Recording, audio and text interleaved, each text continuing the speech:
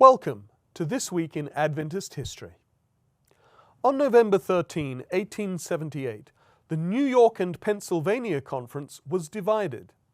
The New York Conference had been one of the five that founded the General Conference in 1863, but in 1867 it had been refounded as the New York and Pennsylvania Conference. Thus, the two most heavily populated U.S. states at that time constituted one Adventist conference. By 1878, it totaled 850 members, making it the fourth largest conference in terms of membership.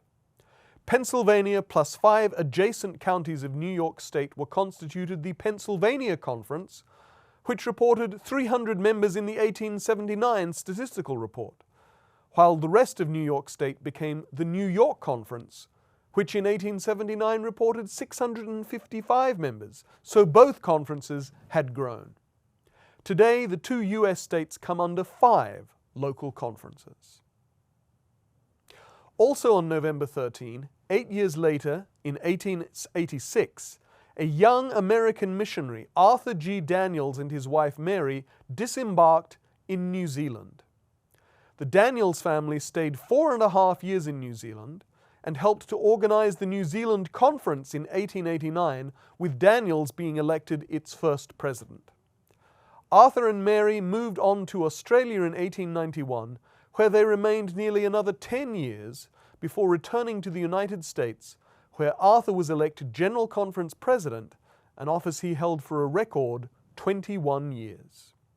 On November 19, 1888, the first Seventh-day Adventist local church in Montana, then a U.S. territory, today a state, was organized in the town of Livingston. It was the fruit of 4 months of evangelistic meetings in a big tent conducted by Elder Ola A. Johnson. There was a large expatriate Scandinavian community there, and Johnson preached both in English and in Norwegian. There were 26 members in the Livingston church, plus 15 in a branch Sabbath school 7 miles away. That was This Week in Adventist History.